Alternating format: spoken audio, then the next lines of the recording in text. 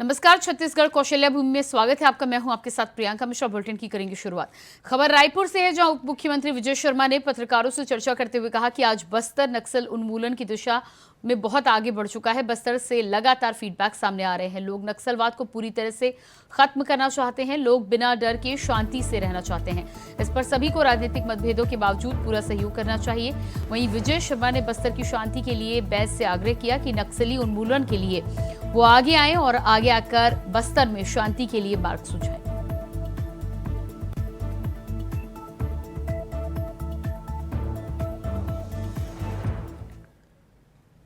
खबर बेमेतरा से है, जहां बारूद फैक्ट्री में हुए जोरदार धमाके में लगभग 10 लोगों की मौत की आशंका जताई जा रही है। जैसे ही फैक्ट्री में ब्लास्ट हुआ, आसपास के कई किलोमीटर दूर तक भूकंप की स्थिति महसूस हुई। घबराकर लोग अपने अपने घरों से बाहर निकल आए हैं। वहीं बताया जा रहा है कि इस हादसे में फैक्ट्री के आसपास की दीवारें क्षतिग्रस्त हो गई, जबकि धमाके के स्थान पर करीब 20 फीट गहरा गड्ढा हो गया।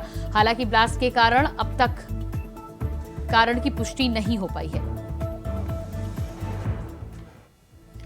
तो फिलहाल पुलिस मामले की जांच कर रही है। तस्वीर आप देख पा रहे हैं, मलबे से काफी दूर तक धुआं उठता रहा। हादसे में यह हादसा है या सुरक्षा में चूक, इसको लेकर पुलिस अब छानबीन कर रही है। तस्वीरें आप देख पा रहे हैं किस तरह से दूर तक मलबा फैला हुआ दिखाई दे रहा है। 25 किलोमीटर दूर तक सुनाई दी विस्फोट की आवाज।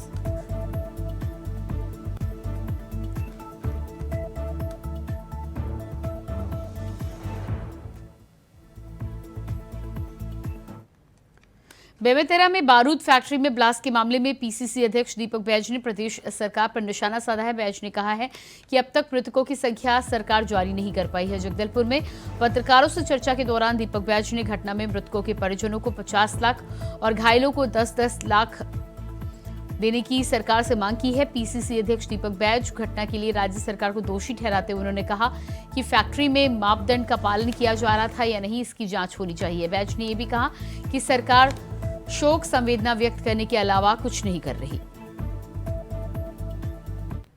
पहले नहीं था क्या? छत्तीस हमारी सरकार थी, लोनावाला टू जो पुनर्वास नीति के तहत हमारी सरकार घर बना के दी। दंतेवाड़ा जैसा, बीजापुर, सुकमा जैसा जगहों में सरेंडर नक्सलियों को ट्रैक्टर तक दिए। उनके परिवारों को बहुत सारे जगह उनको रोजगार दिए। मतलब हमारी सरकार में बेहतर पुनर्वास नीति था। इसी वजह से कि गांव से लोग सौपुर्द आकर सरेंडर करते थे, ना कि कोई फर्जी सरेंडर, सौपुर्द आकर सरेंडर करते थे। इसी का नतीजा है कि हमारी सरकार में, कांग्रेस की सरकार में 5 साल सरकार चलाने के बाद भी एक भी उंगली नहीं उठी। लेकिन आज भारतीय जनता पार्टी की 5 महीने की सरकार में क्यों उंगली उठ रही है? पुनर्वास नीति पे इस सरकार में स्पष्ट नहीं है। पहले नक्सल नीति स्पष्ट करे, फिर पुनर्वास नीति पे बात करें। नक्सल नीति स्पष्ट नहीं है। कभी गृह मंत्री बोलते कि मुख्यमंत्री से बात करना पड़ेगा, अधिकारियों से बात करना पड़ेगा। मतलब आप कुल मिलाकर छत्तीसगढ़ के और बस्तर की जनता को गुमराह करने का काम कर रहे हो। इस पे कांग्रेस कभी भी साबित नहीं है। आपका नीति और नीयत साफ होना चाहिए। आपका नीति साफ नहीं है, न नीयत साफ है। अब सिर्फ गुमराह करने का और सिर्फ मीडिया में आने के लिए सिर्फ बयानबाजी करने के अलावा गृह मंत्री कुछ भी नहीं कर।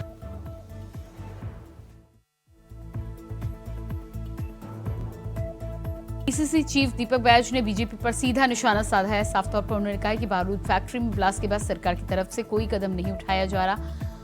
नक्सलियों को लेकर भी जुबानी वार उन्होंने किया है। साफ तौर पर उनका कहना है कि बारूद के बाद सरकार की तरफ से अब तक परिजनों की कोई मदद नहीं की गई है। ऐसे में सिर्फ सांत्वना जुटाने का काम सरकार के द्वारा किया जा रहा है। धरातल पर कोई मदद नजर नहीं आ रही।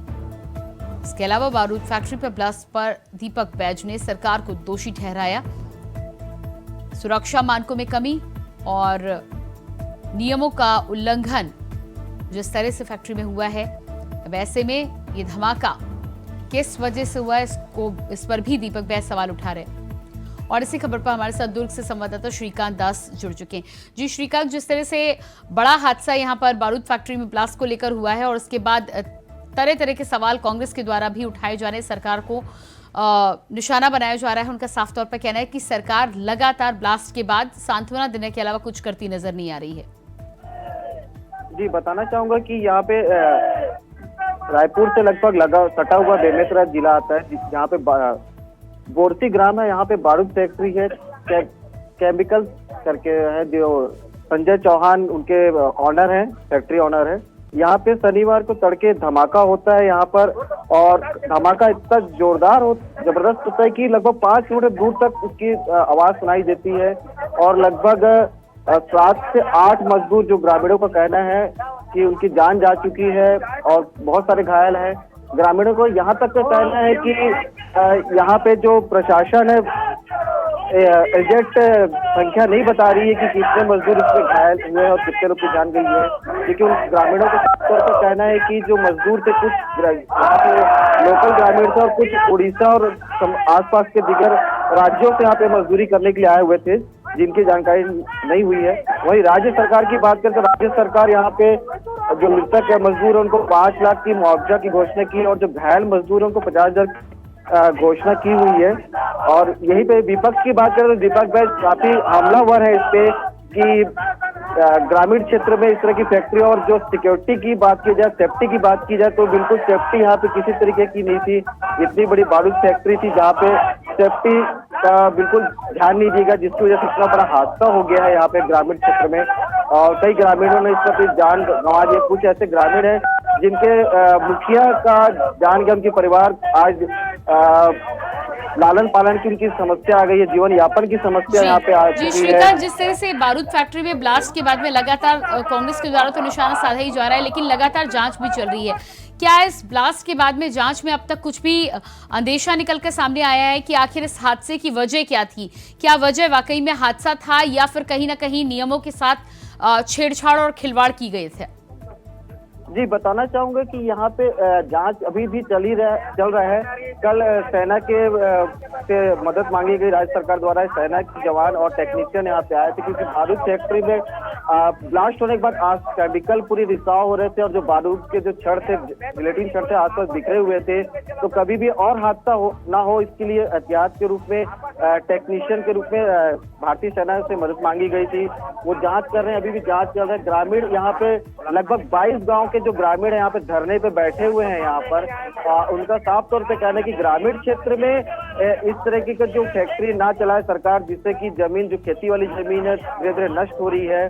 काफी भारी संख्या में लगभग 3 दिन से यहाँ पे ग्रामीण बैठे हैं। मैं आपको बताना चाहूंगा कि नौतप्पा का 3रा दिन है, और ग्रामीण चाहे बच्चे हों, महिलाएं हों, पुरुष हो, बुजुर्ग हैं, सभी यहाँ पे धरने पे टेंट लगा के फैक्ट्री के सामने बैठे हुए हैं यहाँ पर। जो उनका साफ तौर पे कह रहे हैं कि शासन प्रशासन बिल्कुल मौन है, अपना पल्ला झाड़ चुकी है। और उनका कहना है कि जो राज्य मालिक और जो फैक्ट्री संचालक है, जो मैनेजमेंट है, उनके तरफ से अभी भी कुछ भी मतलब आगे आकर के घोषणा नहीं की गई है। यहाँ तक ग्रामीणों का कहना है कि जो यहाँ पे सिक्योरिटी गार्ड जो एंट्री कर कितने फैक्ट्री में मजदूर अंदर जा रहे हैं, किस शिफ्ट में, वो तक यहाँ से नदारद हो चुके हैं। जी बिल्कुल। तो तमाम ग्रामीण जो अभी भी धरने पे बैठे हुए हैं, लगातार मांग कर रहे हैं, लेकिन सुनवाई कहीं से नहीं हो रही है। इस पूरे मामले में कांग्रेस जिस तरह से बार बार सरकार पर निशाना साधती हुई नजर आ रही है और आरोप लगाए जा रहे हैं, क्या कांग्रेस की तरफ से इन तमाम ग्रामीणों को समर्थन देने की बात निकलकर सामने आ रही है? जी, बताना चाहूंगा कि कांग्रेस के पार्टी की तरफ से कुछ जांच कमेटी की घोषणा की गई है कि वो आकर के जांच करेंगे किस तरीके से घटना घटी है, और उन पूरा समर्थन ग्रामीणों की तरफ है कि ग्रामीण जिस तरीके से जान गई है, लोगों के परिवार के मुखिया गई जान गए हैं, वहाँ पे बच्चे छोटे छोटे हैं, उनके मतलब माता पिता जो थे वो इस हादसे में जान गंवा बैठे। तो कहीं न कहीं इस मामले को चुनावी समर में लोकसभा में जो कांग्रेस पार्टी, दीपक बैज काफी हमलावर है इस पे बीजेपी शासन पर। जी बिल्कुल। इस पूरे मामले में जिस तरह से बार बार कांग्रेस द्वारा आरोप भी लगाया जा रहा है, बारूद फैक्ट्री में ब्लास्ट के बाद से बीजेपी नेत्री के द्वारा एक गांव को गोद लेने और साथ ही साथ कुछ बच्चों की देखरेख की जानकारी निकल कर सामने आई थी, लेकिन इसके अलावा सरकार की तरफ से क्या अभी तक किसी मुआवजे का कोई ऐलान किया गया है या इस बात की कोई अपडेट आप तक निकल कर सामने आ रही?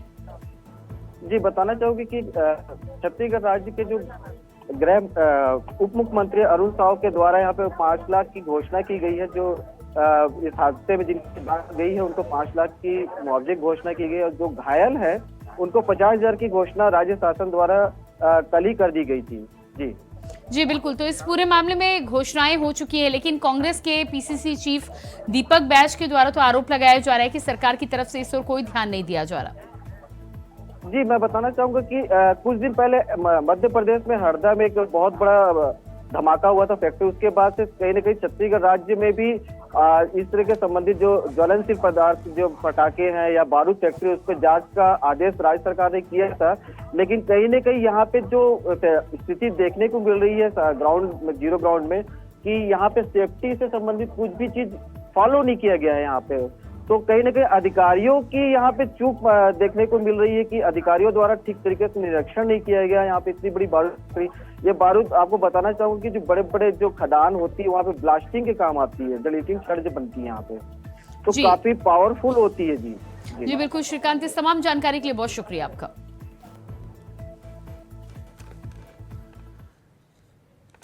बुलेटिन में फिलहाल रुकते एक छोटे से ब्रेक के लिए, फौरन वापस लौटते हैं। ब्रेक के बाद बात करेंगे अगली खबर को लेकर। खबर रायपुर से है, जहां वित्त मंत्री ओपी चौधरी ने मीडिया से बातचीत करते हुए कहा है कि बस्तर धरती का स्वर्ग है और बस्तर में अमन चैन कायम होने वाले समय में पर्यटन के बड़े केंद्र के रूप में उभर कर ये सामने आएगा। वित्त मंत्री ने सरकार की उपलब्धियां गिनवाते हुए कहा कि हमारी सरकार आने के बाद केवल 5 महीनों में सुरक्षा बलों ने 120 माओवादियों को मार गिराया है, 407 नक्सलियों की गिरफ्तारी की है और 404 ने आत्मसमर्पण किया है। माओवादियों को लेकर बड़ा अभियान चलाया जा रहा है।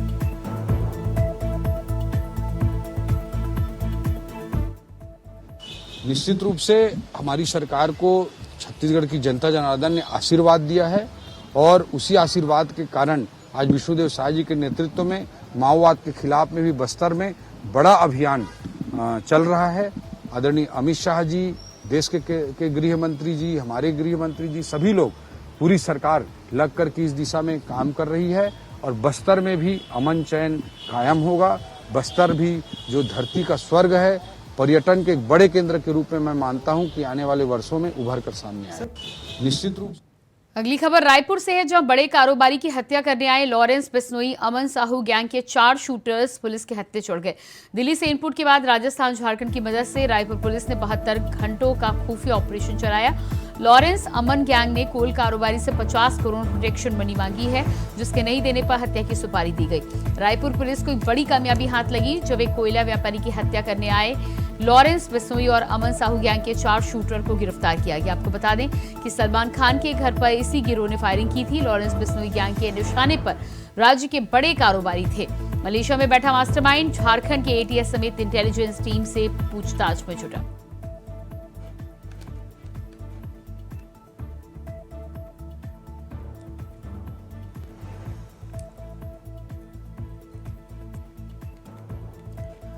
तो राजधानी से 4 शूटर किए गए गिरफ्तार। बताया जा रहा है कि दिल्ली से इनपुट मिलने के बाद इन शूटर्स की गिरफ्तारी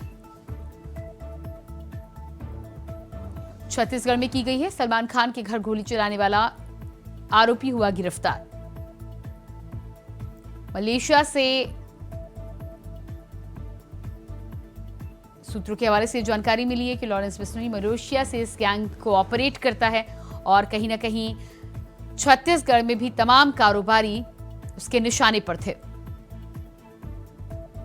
और इसी खबर पर रायपुर से संवाददाता मनोज शुक्ला हमारे साथ फोन लाइन पर जुड़ चुके हैं। जी मनोज, जिस तरह से 4 शूटर्स को गिरफ्तार किया गया है दिल्ली से इनपुट मिलने के बाद छत्तीसगढ़ में, बताया जा रहा है कि राजधानी से ये 4 शूटर पहुंचे थे और किसी व्यापारी की रंगदारी ना देने के बाद कहीं ना कहीं घटना को अंजाम देने की फिराक में थे। क्या कुछ पूरी जानकारी निकल कर सामने आ रही है और कहां से ये तार जुड़े हुए हैं?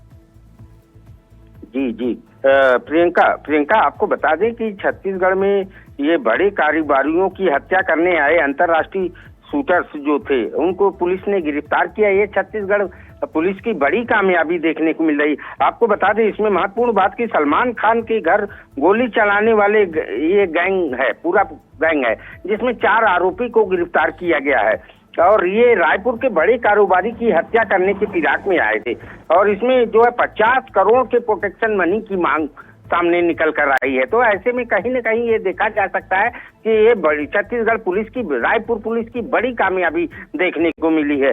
और आपको महत्वपूर्ण बात बताइए, लॉरेंस बिश्नोई गैंग का मामला है। जो पूरे इसमें इसको कहा जा रहा है मलेशिया से ये गैंग संचालित हो रहा है, तो ऐसे में इंटरनेशनल मामला हो चुका है। तो ऐसे में लॉरेंस बिश्नोई का मामला अभी हाल ही में सलमान खान से प्रोटेक्शन मनी का मामला बंबई में सामने आया था। तो जहां तक देखा जाए अब छत्तीसगढ़ में भी लॉरेंस बिश्नोई के हाथ पैर पहुंच चुके हैं। तो जिस हिसाब से पुलिस ने, छत्तीसगढ़ पुलिस ने इन लोगों का हौसला जो है वो बुलंद था, उसको जो है तोड़ा है। ये माना जा सकता है कि छत्तीसगढ़ पुलिस की बड़ी कामयाबी देखने को मिल सकती है। जी बिल्कुल। तो इस पूरे मामले में बड़ी कामयाबी छत्तीसगढ़ पुलिस को मिली है। जानकारी मिल रही है कि इनपुट राजधानी दिल्ली से था, राजधानी दिल्ली से ये शूटर्स वहां पहुंच रहे थे। कारोबारी को लेकर जो जानकारी निकलकर सामने आई है कि कारोबारी ने रंगदारी देने से या प्रोटेक्शन मनी देने से मना किया था, जिसके बाद क्या किन किन कारोबारियों पर नजर थी, क्या इसको लेकर कोई जानकारी निकलकर सामने आई है अभी तक? जी प्रियंका आपको बता दें, ये कोल कारोबारियों के ऊपर इनकी नजरें थी और सबसे बड़ी बात, महत्वपूर्ण बात ये सामने निकल कर आ रही है कि ये लोग राज्य के बड़े कारोबारियों को निशाना बना रहे हैं, जिसमें 50 करोड़ की प्रोटेक्शन मनी की बात सामने निकल कर आई है। पुलिस ने खुलासा किया है, आईजी रायपुर ने। तो इसमें कहीं न कहीं ये माना जा सकता है कि ये लॉरेंस बिश्नोई ग्रुप जो है ये सिर्फ छत्तीसगढ़ ही नहीं, पूरे प्रदेश में और पूरे देश में जो है ये लोग संचालित कर रहे हैं अपना गिरोह, और ये प्रोटेक्शन मनी लेने के फिराक में थे। तो ऐसे में 4 शूटरों को गिरफ्तार किया गया है। ये छत्तीसगढ़ पुलिस की बड़ी कामयाबी देखने को मिल रही है। जी बिल्कुल। तो जिस तरह से छत्तीसगढ़ पुलिस ने 4 शूटर को गिरफ्तार किया है, आगे की कार्रवाई के लिए पुलिस किस तरह से काम करेगी? क्या इन्हें किसी दूसरी पुलिस को ट्रांसफर किया जाएगा या छत्तीसगढ़ में ही कार्रवाई आगे जारी रखी जाएगी? जी प्रियंका, अभी ये बात सामने निकल कर नहीं आई है और इसमें माना जा रहा है ये जो शूटर्स हैं इनसे अभी पुलिस की पहली पूछताछ थी और कल पुलिस ने ऐसा खुलासा किया। तो आने वाले समय में अभी पुलिस इनकी रिमांड पे लेकर पूछताछ करेगी, ऐसा माना जा रहा है। तो जिसमें बड़े खुलासे भी हो सकते हैं। और छत्तीसगढ़ की राजधानी की बात करें, जिस हिसाब से जो है बड़े कारोबारियों को ये निशाना बना रहे थे, तो निश्चित रूप से पुलिस पूरी कार्रवाई करेगी और पूरा खुलासा करने का प्रयास भी करेगी। जी मनोज, जिस तरह से सलमान खान के घर पर फायरिंग के मामले में भी यही शूटर कहीं ना कहीं संलिप्त पाए जा रहे हैं, ऐसे में क्या माना जा सकता है कि ये मलेशिया से निर्धारित होने वाले यही शूटर्स कई राज्यों में घटनाओं को और ऑपरेशन को अंजाम दे रहे थे? जी बिल्कुल प्रियंका, आपको बता दें कि जिस हिसाब से ये मलेशिया से ये ग्रुप संचालित हो रहा है, इसमें अमन गैंग और लॉरेंस बिश्नोई गैंग दोनों शामिल हैं। तो ऐसे में कहीं न कहीं ये पूरे देश में इनका जो है एक नेटवर्क फैला हुआ है, जिसको छत्तीसगढ़ पुलिस और झारखंड पुलिस ने मिलकर इनको तोड़ा है। तो निश्चित रूप से कहीं न कहीं पुलिस के लिए बड़ी कामयाबी है और आने वाले समय में पुलिस निश्चित रूप से इसका बड़ा खुलासा और कर सकती है। जी बिल्कुल मनोज, इस तमाम जानकारी के लिए बहुत बहुत शुक्रिया आपका।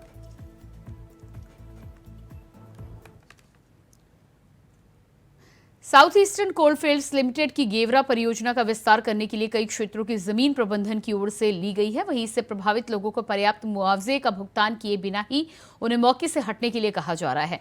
मलगांव में ऐसे ही मामले को लेकर प्रबंधन के अधिकारियों को ग्रामीणों के गुस्से का सामना करना पड़ा और ग्रामीणों ने अधिकारियों को चलता कर दिया। आपको बता दें कि साउथ ईस्टर्न कोलफील्ड्स लिमिटेड और दुनिया की सबसे बड़ी कोयला खदान का दर्जा कोलबा जिले के गेवरा खदान को मिला हुआ है, जो अब 72 मिलियन टन कोयले का उत्पादन साल भर में कर रही है। तो वहीं 10 किलोमीटर से भी ज्यादा दूरी में खदान का दायरा बढ़ाया गया है, जिसके चलते आसपास के गांव भी इस परियोजना के दायरे में आए। वहां से कोयला निकालने की प्रक्रिया कंपनी की ओर से शुरू की जा रही है, जिसके चलते लोगों को मौके से हटाया जा रहा है, जिसका ग्रामीण विरोध कर रहे हैं। ग्रामीणों को शिकायत है कि कोरबा कलेक्टर ने गेवरा प्रोजेक्ट का दौरा कर अधिकारियों की समस्या को सुना है और अधिकारियों को निराकरण करने के आदेश दिए।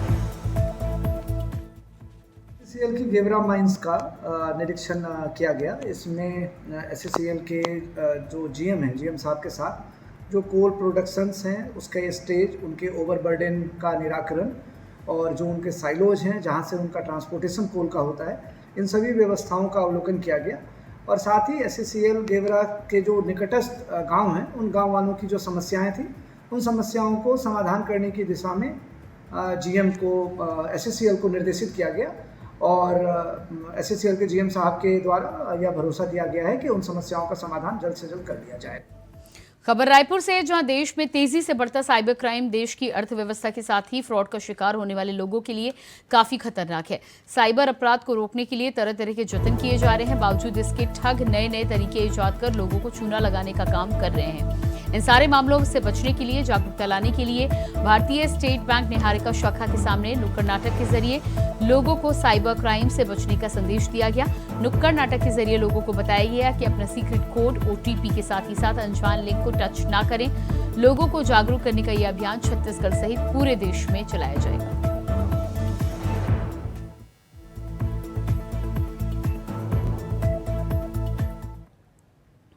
खबर महासमुंद से है, जहां तेंदुपत्ता से लदी पिकअप में अचानक आग लग गई, जिसके चलते पिकअप पूरी तरह से जलकर खाक हो गया। जिसके बाद ड्राइवर ने कूदकर अपनी जान बचाई। ग्रामीणों ने बताया कि पिकअप बिजली के तार के नीचे आ गया था। शायद बिजली के तार टच होने के कारण वाहन में लदे तेंदुपत्ता में अचानक आग लग गई। इससे पिकअप तेंदुपत्ते के साथ ही साथ पूरी गाड़ी जलकर खाक हो गई।